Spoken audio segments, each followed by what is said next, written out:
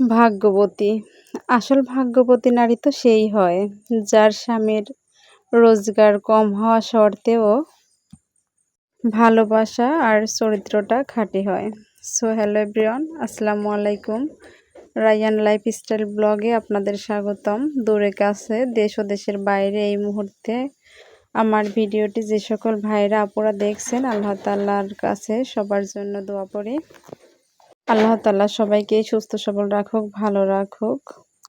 তো নতুন দিনে আরও একটি ব্লগ শেয়ার করব আপনাদের মাঝে, আশা করি ভালো লাগবে। আর আমার চ্যানেলটি এখনও যারা সাবস্ক্রাইব করেননি তারা সাবস্ক্রাইব করে দিবেন প্লিজ, আর লাইক দিয়ে ভিডিওটি কন্টিনিউ করবেন। আর এই যে আমার ছেলে মেয়েদের ফেভারিট ফল আর কি, ফেভারিট ফ্রুট লিচু, খুবই পছন্দ করে। এই যে আজকেও নিয়ে আসছে আর কি। এখন লিচু যে কয়েকদিন থাকবে প্রতি হাটেই নিয়ে আসবে, সপ্তাহে হাট 2টা। আর এমনিও যদি ওর বাবার চোখে পড়ে তো নিয়ে আসবে। আর এইগুলা নিয়ে আসছে ওর দাদু। আর আমার ছোট বাবাটাও লিচু দেখে ভীষণ খুশি। আর তারপরেও ছোট বাবুটার অসুখ জন্য আর কি লিচুটা দেয়নি, যে আবার সমস্যা হবে। এমনিতেই লিচু খেলে আর কি পেটে সমস্যা হয় ছোট বাবুদের, আসলে লিচু ওইভাবে হজম হয় না। তো ছোট বাবু খুবই খুশি হয়েছে। ওই যে ওরা যে খেয়ে যে আঁটি ফেলছে ওইগুলা শুধু ধরতে যাচ্ছে। তো বললাম যে ওইগুলো আর কি অনেক দূরে ফেলে দাও। তো 3টাই ছোট বাবু, আসলে 3টা বাবুকে কন্ট্রোল করা খুবই মুশকিল হয়ে যায়, তারপরেও আলহামদুলিল্লাহ। আর এই যে আমার মেয়ে খোসাটা চুলে নিচ্ছে। আর একদিন কর লিচুর চেয়ে আজকের লিচুগুলি অনেক ভালো ছিল। এই যে লিচুগুলোও বড় বড় ছিল আর মিষ্টিও ছিল, খুব সুন্দর। আর আমাদের গাছে কিন্তু আম পেকে গেছে।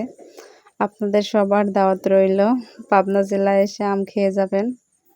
আর আমি আপনাদের পাবনার বোন, আছি আপনাদের সাথে, সব কিছু আর কি শেয়ার করছি। কোথাও কোনো জায়গায় ভুল ত্রুটি হলে ক্ষমা করবেন। আর এই যে আমগুলাতে এমনিতেই দাগ পড়ে, এটা কিন্তু সমস্যা না। আর গাছ থেকে আর কি অনেক রসালো, গাছ থেকে পড়ার সময় আর কি এই যে ফেটে গেছে। তো আজকে এই যে প্রথম দিনে অনেকগুলো আম আর কি পেড়ে নিয়ে আসছে। আর আমার হাজব্যান্ড মাছ নিয়ে আসছে, তো ছোট বাবুকে নিয়ে আসলে একটু ঝামেলা। এই যে সেই আর কি মাছটা আর কি বড় মাছ, তো সেই আমাকে সাহায্য করছে। আর সেই জন্যই আর কি বলেছি হাজব্যান্ডের রোজগার কম হোক, তারপরেও ভালোবাসা আর চরিত্রটা খাঁটি হোক। আলহামদুলিল্লাহ তা আমি পাইছি। আল্লাহ তাআলা আমাকে অনেক সুখী রাখছেন, এভাবেই যেন মরণ পর্যন্ত থাকতে পারি তার সাথে। সবাই দোয়া করবেন। আর লিচু নিয়ে আসছে আর কাসুন্দি নিয়ে আসছে। তো আসলে কাসুন্দিটা আর কি ভিডিও করা হয়নি, আম মাখিয়ে আর কি খাবে। আর এবার আম মনে হচ্ছে একটু টক টক হয়েছে আর কি, ওইভাবে যেরকম মিষ্টি হয় মিষ্টি একটু কমই মনে হচ্ছে। আর এখন যে আমগুলো পাকছে আর কি রোদেও শুটকি হয়ে যাচ্ছে।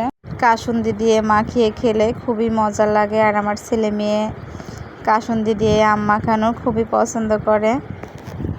কাসুন্দি দিয়ে আম মাখানো আপনাদের কাছে কেমন লাগে অবশ্যই কমেন্টে বলবেন। আর এই মাছটাও খুব সুন্দর ছিল, তারপর কাটছেও সুন্দর মানুষ, সুন্দর করে। তো সব মিলিয়ে ভালোই হয়েছে। আর এই যে রান্না করতে বসছিলাম, তো আবার মাছ নিয়ে আসছে, তো বললো যে কয়েকটা রান্না করো। তো আর কি যেইগুলো রান্না করব সেই জন্য আর কি এগুলা আলাদা করে দিচ্ছে। তো আবার পাঙাশ মাছ যেহেতু আবার করে ধুতে হবে, তারপর রান্না। আর এইগুলা ফ্রিজে রাখবো। আর এই যে দেখুন মাছের পিসগুলা কত সুন্দর হয়েছে। আর প্লিজ আপনারা সবাই লাইক করবেন, 4 মিনিটের উপরে হয়ে গেছে। লাইক দিয়ে ভিডিওটি কন্টিনিউ দেখার চেষ্টা করবেন, লাইক দিবেন, কমেন্ট করবেন এবং সাবস্ক্রাইব করবেন। আপনাদের মূল্যবান মতামতটুকু আমাকে জানাবেন। আপনাদের কমেন্ট দেখলে আমার খুবই ভালো লাগে, আমি পড়ি, আমার অনেক ভালো লাগে পড়তে, যে ভালোবেসেই পড়ি। আমার আপুরা আর কি কমেন্ট করছে আমাকে, কমেন্টগুলো দেখলে খুবই ভালো লাগে। আর ওই যে ওই পাঙাশ মাছটাই আর কি ভাজি করব ছেলে মেয়েদের জন্য। পাঙাশ মাছটাই ভালো হয়, দেখা যায় এই মাছে কাটা কম, বেশি ঝামেলা হয় না। আর ওই যে মাছ চচ্চড়ি বসাই দিছি এক চুলায়। তো এইগুলো আর কি ভেজে গুঁড়া করে তারপর দেব। আর এইটা গুঁড়া করে দিলে আর কি খুবই মজা লাগে আর সুন্দর একটি ঘ্রাণ বের হয়, ভালো লাগে খেতে। আর এই যে ছেলে মেয়েদের জন্য মাছ ভাজি করব, চুলাতে তেল গরম করে নিচ্ছি। আর এই যে মাছটাও দিয়ে দিলাম, অল্পই আর কি ভাজি করব। ওদের জন্য ডিম রান্না করা আছে। আর এই রকম করে মাছ ভাজি করলে আমার ছেলে মেয়ে খুবই পছন্দ করে। আর এই মাছ ভাজিটা খেতে আমারও বেশ ভালো লাগে। আর আমি এইভাবেই পাঙাশ মাছ ভাজি করে দেই। আর পাঙাশ মাছ ছোট ছোট করে ভাজি করলে বেশি ভালো হয়। তারপরে ওই পাঙাশটা বড় পাঙাশ ছিল, সেই জন্য আর কি আমি ছোট করে নিয়েছি। আমার শহরের আপুদের রান্না আর আমার রান্নার মধ্যে অনেক ডিফারেন্স আছে। আমি মাঝে মাঝে কথাটি বলি।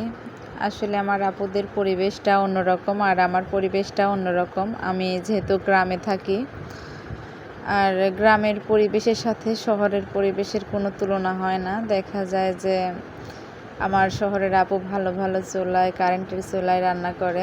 আসলে আমার সেটা হয়ে ওঠে না। আমি এই যে গ্যাসের চুলায় রান্না করি। আর আমার রাইস কুকার আছে, তারপরেও রাইস কুকারে আর কি রান্না করা হয় না। এমনিতেই এবার কারেন্ট বিল আসছে 1500 টাকা। আসলে শুধু মোটর চলে আর 4টা ফ্যান চলে, তারপরে অনেক কারেন্ট বিল আসে। তো আমি আর কি ভাতটা প্রেসার কুকারে রান্না করি, আর না হলে মাটির চুলায় রান্না করি, রান্না করা হয় না ওইখানে। আর ওই যে পাঙ্গাস মাছ আর তেলাপিয়া মাছ ছিল, ওই 2টা মাছ দিয়েই আর কি মাছ চচ্চড়িটা করছি। খুবই সুন্দর হয়েছিল মাছ চচ্চড়িটা। আর পাঙ্গাস মাছের আর কি অনেক তেল, তাও যেগুলো থানা থানা তেল ছিল আমি ফেলে দিছি, যেহেতু মাছের তেল খুবই ক্ষতিকারক মানুষের শরীরের জন্য। এই যে কাপড় ভেজাচ্ছি, হাজব্যান্ডের কয়েকটা গেঞ্জি ভেজাচ্ছে। আর এই যে বাবুর জন্য কাঁথা সেলাই করছিলাম। আর আমি এই কাঁথাটা সেলাই করছিলাম, অনেক আগে সেলাই করে রাখছিলাম বাবুর জন্য, মেশিনে সেলাই করছি। আর আমি হাতে কাঁথা সেলাই করতে পারি না। দেখা যায় যে বিয়ের আগে সব সময় আর কি স্কুলে গিয়েছি, প্রাইভেটে গিয়েছি, আসলে ওইভাবে হয়ে ওঠেনি সেলাই করা। তো আর আসলে এখনকার মেয়েরা ওইভাবে কাঁথা সেলাই করতে পারে না, তারপরে অনেক মানুষ পারে গ্রামে। তো আমি আর কি পারি না। আমি যে কয়েকটা কাঁথা সেলাই করি মেশিনেই সেলাই করি, আর আমার তাই সেলাই করি। আর এই যে আমার প্রতিদিনই আর কি কাপড় কাচতে হয়, 3টা বাবু আছে যেহেতু 3টা বাবুর কাপড় চোপড় কাচতে হয়। আবার আমার হাজব্যান্ডের দেখা যায় যে গরমের দিন এই যে ঘেমে আসে, ওইগুলো আর কি না ধুয়ে দিলে হয় না। আর এই কাঁথাটাও আর কি একটু পাতলা করে সেলাই করলে ভালো হতো, একটু মনে হয় ঘনই হয়ে গেছে, বাবুর গায়ের উপর আর কি থাকে না, কেমন যেন হয়ে থাকে। তো আরও কয়েকটা আমি সেলাই করছি, ওইগুলাও আর কি ঘন করে সেলাই করছি। তো এবার ভাবছি যে একটু পাতলা করে সেলাই করব। আর মোটরের আর কি কোনো কিছু ঠিক করেনি, এমনিতেই মোটর বসানোই আর কি 10 বছর হয়ে গেছে, বিয়ের পরে আর কি বসাইছে।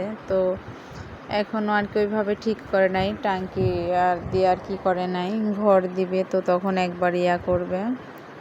তো এইভাবেই আছে, আর ডাইরেক্ট করে আর কি রাখছে। আর যখন আর কি গরু কিনবে তখন এইখান থেকে আরেকটা লাইন বের করবে, যেহেতু গোয়াল একটু ফাঁকে, আর গরু আর কি অনেক ঝাঁপানো লাগবে, অনেক কিছু করতে হবে।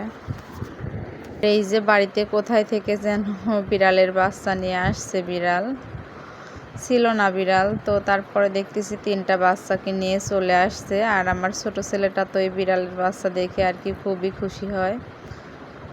আর আমার বড় ছেলেটা আর কি তাড়িয়ে দেওয়ার জন্য সে তো উঠে পড়ে লাগছে, বলে যে আম্মু শুধু ওই পাশ দিয়ে ডাকে, আমার ভালো লাগে না।